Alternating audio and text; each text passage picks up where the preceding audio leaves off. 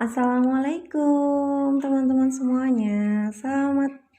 Selamat pagi menjelang siang ya. Terima kasih sudah bergabung di sini. Di siang hari ini kita akan membahas ya tentang meditasi. Meditasi ya. Semoga teman-teman semakin paham apa yang akan saya jelaskan di sini tentang meditasi ya, oke? Nah, meditasi ini ya, kan banyak sekali ya sekarang mungkin banyak orang yang berusaha dan mencari ketenangan batin ya dengan bermeditasi gitu ya. Tapi kan kita juga ini ya, belum paham.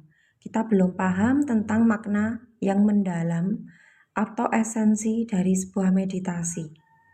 Nah, di sini semoga nanti teman-teman paham apa yang saya jelaskan sehingga teman-teman itu udah jalannya ya kalau mau bermeditasi itu pikirannya itu sudah paham nih. Batinnya sudah paham. Makna meditasi itu seperti apa. Ya, sebelum saya lanjutkan buat teman-teman semuanya silakan bisa di-tap-tap layarnya dulu. Ya, silahkan tap-tap layarnya dulu, silahkan boleh di-share, boleh di komen-komen ya. Saya akan menjelaskan lebih dalam lagi tentang meditasi ya. Nanti teman-teman boleh di sini kalau mau bertanya tentang meditasi atau apapun, nanti akan saya jawab ya setelah saya selesai untuk menjelaskan materi meditasi ya. Terima kasih sudah bergabung. Nah, di sini teman-teman kita tahu ya bahwa kalau kita paham meditasi itu sebenarnya itu kan sebuah kondisi loh ya. Jadi saya di sini menceritakannya ini adalah sebuah kondisi ya. Meditasi adalah sebuah kondisinya atau rasanya ya. Nah, meditasi itu jalannya gitu loh ya. Ya, jadi di sini semoga teman-teman ini paham dulu nih apa maksudnya meditasi ya. Jadi akhirnya apa? Kalian tuh paham esensi ya, bukan namanya gitu ya, bukan namanya, bukan caranya, tapi esensinya, esensi ya. Nah, esensi itu apa sih sebenarnya? Esensi itu maknanya ya, makna terdalamnya. Jadi, maksud yang terkandung di dalamnya itu seperti apa? Itulah makna. Seperti halnya ketika saya bilang bahwa sholat gitu ya. Ya, maka sholat itu menjadi jembatannya, jalannya untuk sampai di titik rasa ya. Ya, sama ya teman-teman ya dengan apa yang saya sampaikan di sini ya. Jadi, meditasi ya atau misalkan kalau di dalam agama Islam ada sholat ya, itu adalah sebuah cara, bukan satu-satunya, tapi salah satu cara yang digunakan jiwa dan tubuh fisiknya untuk masuk ke dalam sebuah rasa.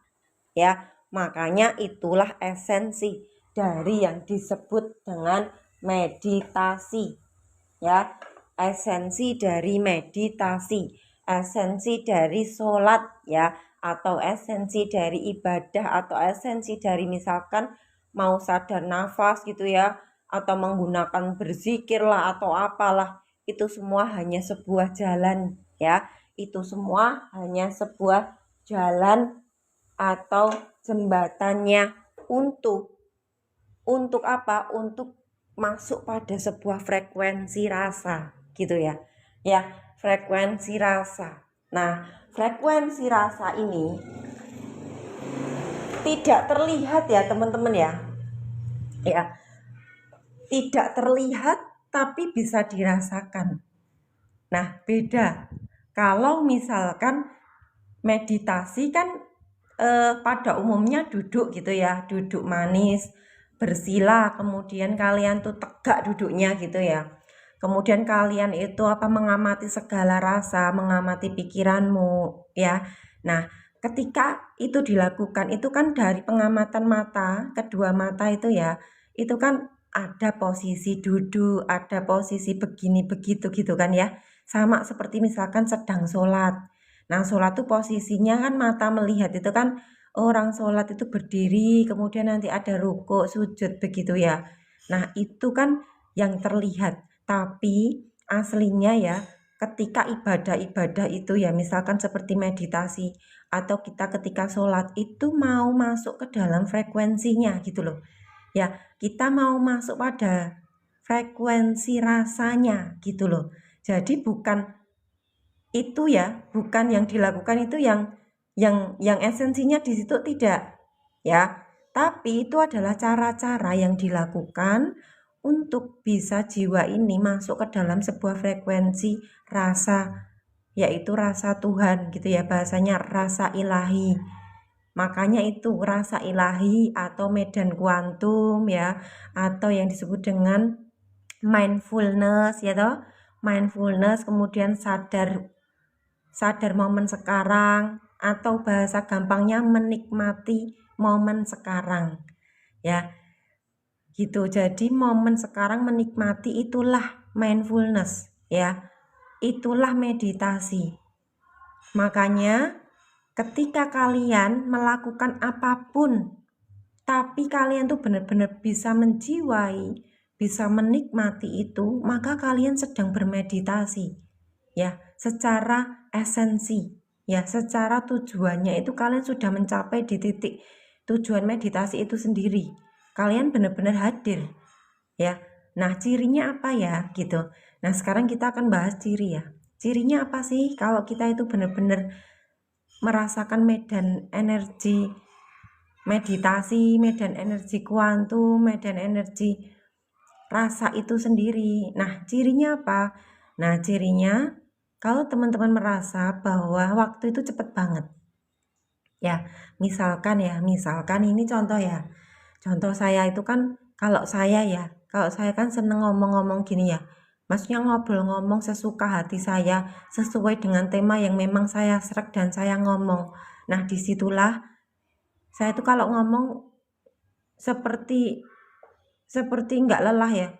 Misalkan udah 1 jam lah, kok cepet ya gitu ya. Lah kok cepet ya, kok udah 1 jam ya. Padahal kayaknya baru aja. Nah, itu tandanya apa? Saya sedang bermeditasi. Bermeditasi dengan cara apa? Saya hadir dan menjiwai apa yang saya lakukan. Dan saya itu sampai lupa waktu. Nah, itu aslinya saya sedang bermeditasi. Ya, itu rasanya itu dapet ya. Terus kemudian kita itu kok menjiwai sekali, hadir sekali gitu ya. Sama seperti misalkan orang ngerokok ya teman-teman. Orang yang ngerokok itu kan kayak menjiwai banget ya. Mereka itu kayak misalkan duduk tenang manis gitu ya, habis itu ngerokok gitu ya. Itu tuh mereka itu mindfulness loh mereka. Makanya kan santai banget kan. Kenapa? Karena dia itu ya nafasnya juga panjang, terus hadir utuh di situ. Makanya dia sedang bermeditasi dengan caranya ya. Dengan caranya dia misalkan ngerokok. Ada orang loh bermeditasi dengan apa? Dengan cara misalkan memasak, suka banget masak. Nah, di waktu yang sangat panjang dia itu nggak terasa. Loh kok sudah 3 jam ya? Loh kok sudah berapa jam ya? Dia itu nggak sadar ya, karena saking dia apa? Saking dia itu menjiwai. Dia menjiwai masakannya itu sampai lupa waktu gitu loh. Lah itulah momen itulah dia itu sedang hidup, benar-benar hidup, dan pikirannya itu seperti rasanya itu ya, kayak pikiran dia, terus jiwanya, tubuhnya itu ada di sini. Di sini tuh ya menjiwai masakannya, kemudian benar-benar menikmati. Nah, itulah esensi dari yang disebut dengan apa? Meditasi aslinya. Ya. Jadi kayak mengamati, kan kalau meditasi yang duduk manis ya, duduk manis kemudian kalian itu apa? Bersila, itu kan kalian tuh tidak menolak apapun yang hadir. Misalkan ada pikiran yang muncul, kan tuh ngamati. Oh pikiranku menilai, oh kok capek ya, itu kan muncul ya. Dia kan muncul ya, suara pikiran tuh kan muncul kan, kok capek ya, itu kan lebih mudah untuk mengamati gitu loh, mengamati diri karena hadir gitu loh ya. Makanya kenapa ada cara misalkan dengan duduk, dengan bersila gitu ya, itu akhirnya bisa menyadari yang di dalam. Yang di dalam tuh apa ya, pikirannya yang bersuara misalkan, terus egonya yang pengen ini itu, yang pengen segera selesai kayak gitu kan akan muncul suaranya. kemudian ada emosi, rasa, badan, fisik yang terasa. Misalkan nih ketika kalian bersila, kalian tuh kan merasa pegel ya toh. Pegel banget ya, itu ada suara lagi nanti. Ya ada suara lagi menolak kepegelan rasa. Ada yang menolak yang nggak mau yang pegel kayak gitu loh. Itu tuh sebenarnya meditasi kayak gitu ya. Nah, itu carilah ya, aktivitas apa sih yang membuat kalian tuh kok kayaknya bisa hadir banget di saat ini gitu ya.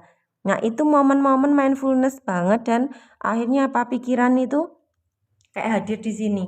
Hadir di sini akhirnya gelombangnya dia itu yang awalnya ya, gelombangnya itu kan bergejolak ya, gelombangnya bergejolak banget gitu ya.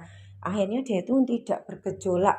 Bahasanya itu ada di gelombang theta gitu ya, ada di gelombang theta. Nah makanya kenapa itu akhirnya slow gitu kan. Nah itu apa kira-kira teman-teman, apa kalau bisa mindfulness kayak gitu tuh apa, ayo kira-kira mindfulnessnya itu kira-kira apa, dengan cara apa teman-teman?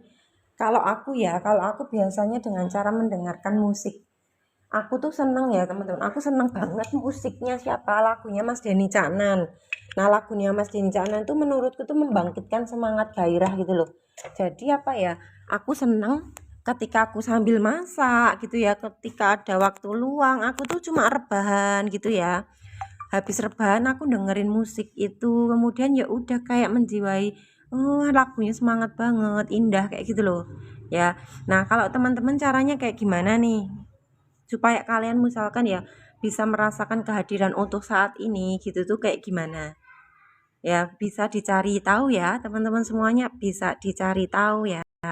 Ya begitu ya, sesimpel itu ya aslinya meditasi. Dan mungkin selama ini tuh memang kita sudah bermeditasi loh, tapi kita itu enggak tahu namanya itu meditasi, kita tuh enggak tahu namanya meditasi ya. Kita sudah laku ya, kita sudah laku hidup tapi tidak paham namanya. Begitu ya teman-teman. Buat teman-teman misalkan yang mau gabung di grupnya Zero Ismi, bisa gabung DM saya ya.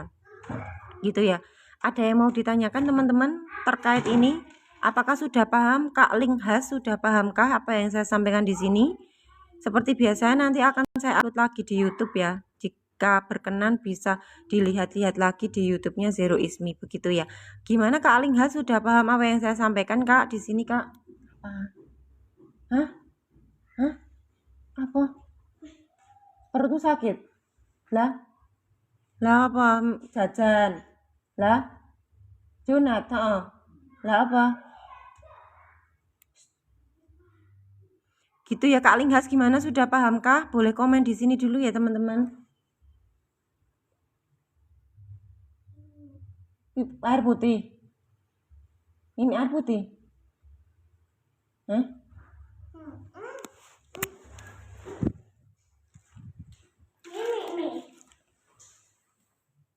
Rasanya. Saya bentar ya, bentar. Aku sambil ngomong. Tetap dulu layarnya Kak.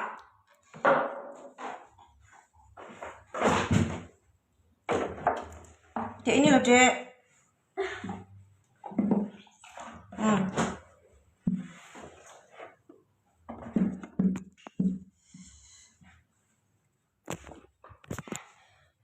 Maksudnya mencari rasa yang gimana?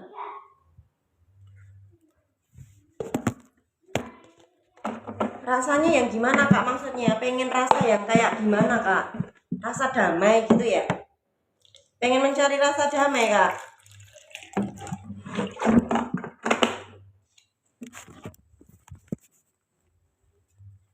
Pengen mencari rasa damai. Saya sudah jelaskan ya Kak, bisa lihat di YouTube Zero Ismi ya Kak ya. Di situ ada judulnya itu damai itu tidak bisa dicari ya. Ya Kak, bisa merapat di YouTube-nya ya, soalnya panjang ya, panjang nih. Bisa silakan lihat di YouTube-nya itu, damai itu tidak bisa dicari Kak. Jadi damai itu adalah dampak ya, dampak dari kamu sudah menerima apa yang terjadi di detik ini. Saat ini apapun itu yang terjadi, kalian bisa menerima positif sama negatifnya, maka damai itu akan terjadi dengan sendirinya. Ya. Nah, di sini saya jelasin tentang esensi meditasi itu sendiri tadi ya. untuk tentang kedamaian bisa merapat aja, lihat di YouTube ya Kak ya. Di YouTube saya Zero Ismi ya Kak ya, silahkan diklik di situ, cari judulnya tentang, ya memang ya nggak apa-apa Kak, itu sudah saya bahas banyak ya Kak ya, bisa lihat aja di YouTube saya Kak. Ya, antara dualitas, jadi ada materi tentang dualitas juga Kak, bisa dilihat. Gelisah dan tenang itu adalah wajah Tuhan, gelap dan terang itu wajah Tuhan, kaya dan miskin itu wajah Tuhan Kak. Komplit, sudah komplit semua, bisa dilihat ya. Jadi kakak ya, Kak siapa namanya, Kak Linghas ya. Kalau kakak itu mau bermeditasi untuk melenyapkan rasa gelisah, tidak akan pernah bisa. Rasa gelisah itu selalu ada Kak. Jadi rasa gelisah wajahnya itu sama seperti wajah damai Kak ya. Terus kemudian wajahnya gelap itu sama terang juga sama Kak, wajahnya sama.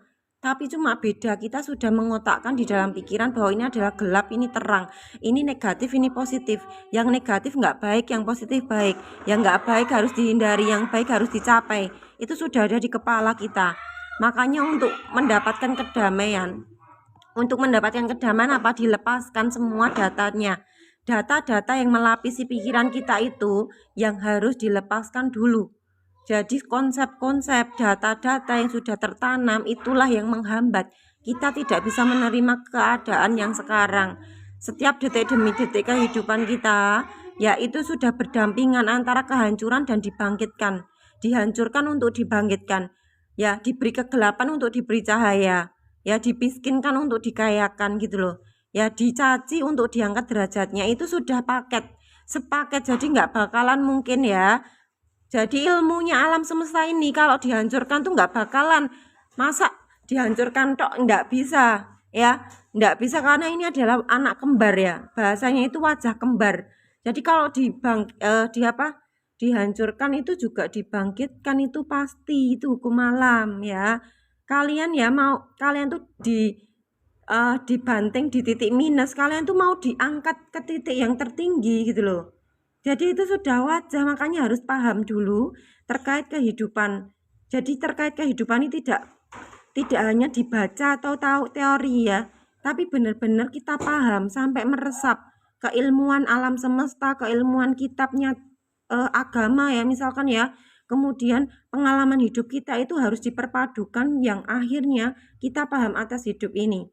Ya, kita akan tahu inti hidup ini dari apa ngalami dan tahu ilmunya, dikomparasikan ya atau digabungkan oleh semuanya ini.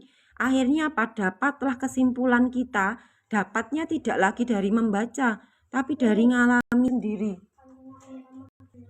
Ya, dari pengalaman ngalami hidup sendiri. Makanya yang disebut dengan tirakat itu apa? Laku ya. Tirakat itu laku hidupmu sendiri, yang akhirnya dari laku-lakumu itulah yang menghasilkan kamu itu paham atas hidup ini seperti apa. Makanya butuh banget ya, penderitaan hidup tuh bukan apa ya, bukan negatif loh ya. Penderitaan hidup itu apa sih? Penderitaan hidup adalah cara Tuhan, cara alam semesta untuk apa? Untuk memberi pengajaran bahwa hidup ini seperti ini. Yang akhirnya jiwa kita tahu, oh hidup begini ya ternyata ya, oh begini ya gitu ya. Ya seperti itulah. Makanya kesadaran ini harus dialami. Ya, kesadaran ini harus dialami. Tidak bisa kita itu nggak ngalami, harus dialami. Jadi kalau saya cuma cerita begini kan hanya cerita. Ya toh, kalian hanya dengerin dan cerita. Jadi apapun ceritanya jangan dipercaya, tapi alamilah semua ya. Kita alami semua, akhirnya apa? Melampaui dualitas. Melampaui dualitas gimana? Melampaui positif negatif, melampaui dari penderitaan dan kebahagiaan, melampaui rasa sehat sakit, melampaui rasa sedih, bahagia, gelisah dan tenang. Itu akhirnya terlampaui karena kita merasakan semua rasa. Kita bukan mencapai ya. Kita tidak sedang mencapai rasa apapun, tapi kita sedang mengamati, menyaksikan segala rasa itu hadir dan kita menerima. Nah, untuk menerima ini juga ada perjalanan lagi untuk sampai kita nerima. Prosesnya adalah melepaskan data-data yang membuat kita nggak nerima itu tadi, yang harus dilepaskan di dalam kepala kita. Ya, penguraiannya seperti itu. Ya, mungkin sangat ribet sekali ya, memang begitulah, karena memang proses ya. proses kehidupan dengan kita diberikan akal inilah yang akhirnya kita mudah untuk menyerap segala informasi dan segala data itu gampang untuk masuk gitu ya Kak ya. Begitulah ya kehidupan ini ya, seperti inilah kisahnya ya. Semoga bisa dipahami ya. Nanti saya akan upload lagi di YouTube. Sekarang sudah paham ya Kak ya esensi meditasi.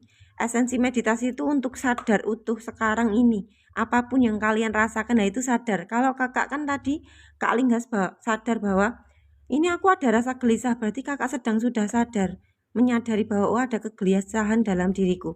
Tinggal itu divalidasi, diajak ngobrol gelisahnya, dipahami, dia lahirnya dia akan lepas dengan sendirinya ya, dengan sendirinya kayak gitu caranya ya Kak ya. Makanya kakak sebenarnya sudah bermeditasi karena kakak sadar ada gelisah kayak gitu loh Kak. Itu kakak sudah masuk ke medan energi meditasi itu sendiri ya. Jadi meditasi itu bukan buat tenang ya Kak ya, tapi untuk menyadari dirimu. Kalau kamu sudah menyadari dirimu, maka di situ akan hadir ketenangan dengan sendirinya tanpa mencari ketenangan. Kalau kamu mencari ketenangan, apapun yang kamu cari akan hilang, akan menghindar, akan lari. Apapun yang kamu terima, maka dia akan datang dengan sendirinya. Maka disinilah kita mengolah diri ya. Setiap saat mengolah diri atau mengolah energi, bahasanya menyeimbangkan batin ini untuk seimbang supaya supaya akhirnya itu bisa punya skill penerimaan itu tadi ya. Maksudnya begitu, bukan untuk mengubah hidup ya, bukan untuk mengubah realita ya, tapi untuk untuk punya batin yang benar-benar punya skill penerimaan. Ya jadi kalau kebatinan itu penerimaan ya, apapun filmnya itu akan enak aja. Jadi filmnya itu tidak akan pernah salah ya hasilnya ya. Yang salah itu kebatinan kita yang menolak dan nggak nerima lah, itu yang akhirnya di sini kita belajar bersama untuk belajar dualitas itu artinya apa sih, maknanya apa sih, sampai akhirnya kita paham akan esensi hidup. Dan dari kepahaman kita atas esensi hidup ini sendiri akhirnya melahirkan penerimaan batin yang mudah ya. Mungkin kita itu nggak nerima, habis itu mungkin nggak nerimanya 5 menit, habis itu bisa nerima lagi.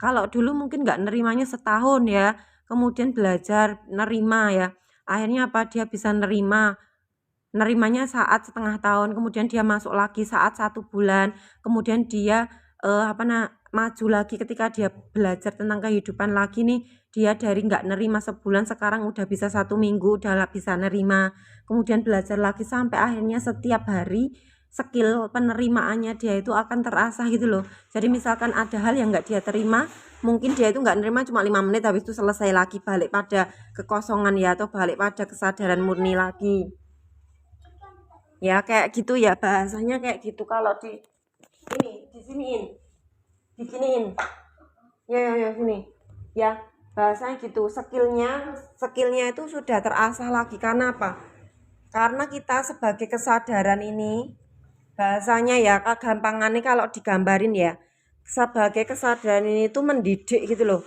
Kita mendidik ego dan pikiran kita untuk dia itu luluh, bahasanya untuk luluh nih, untuk luluh ya. Jadi bahasanya guru ngajarin murid, guru atau orang tua ngajarin anak ya. Orang tua ngajarin anaknya lewat gurunya kamu, anaknya ego dan pikiranmu ya, yang sangat nakal misalkan ya, yang sangat dia itu tuh tantrum banget ya. Disitulah pengajaran terjadi. Makanya kamu adalah guru sejati ya, guru sejati. Kamu adalah guru sejati. Setiap kita adalah guru sejati. Untuk siapa? Untuk anak-anak yang ada dalam diri kita, untuk murid-murid yang ada dalam diri kita. Ada anak yang marah, ada anak yang emosi sedih ya, ada anak yang sangat bahagianya luar biasa, ada anak yang sangat kecewa. Itulah anak-anak kita yang mau kita ajari. Makanya kita sebagai guru sejati, sadarlah kamu adalah guru sejati. Kamu yang mengajarkan kepada anak-anakmu yang ada dalam diri kamu ya. Tahu kan caranya ngajarin anak kan gitu ya.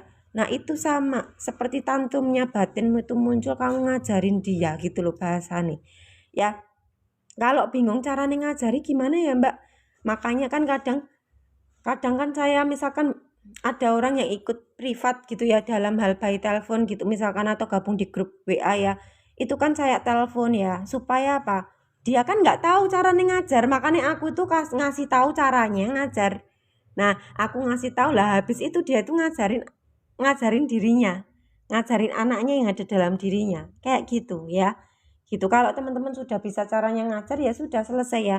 Tapi kalau buat teman-teman yang lain misalkan kok bingung caranya gimana ya Mbak ya, makanya kadang butuh bantuan orang lain itu untuk apa? Untuk memandu ya bahasanya. Untuk memandu caranya ngajar tuh gimana sih gitu ya. Nah gitulah tadi caranya mengajar. Begitu ya Kak Linghas, kalau mau gabung di grupnya Zero ini juga bisa silahkan. Gabungnya gimana Mbak? Di situ memang bayarnya seikhlasnya. Bayarnya seikhlasnya, nanti akan dapat e-book panduan kembali pulang ya. Jadi di situ ada praktek-praktek yang bisa kalian lakukan setiap harinya. Bisa silahkan kalian praktek setiap hari gitu ya. Begitu teman-temanku semuanya. Sudah paham ya kayaknya ya apa yang saya sampaikan di sini. Ya nanti saya akan upload lagi di YouTube saya. Terima kasih banyak atas waktunya yang sudah bergabung di sini. Ya, thank you semuanya. Nanti yang sudah terlambat tadi bisa lihat kembali di YouTube saya. Nanti tak kasih judul esensi meditasi gitu ya. Sama-sama semuanya. Terima kasih ya. Assalamualaikum warahmatullahi wabarakatuh.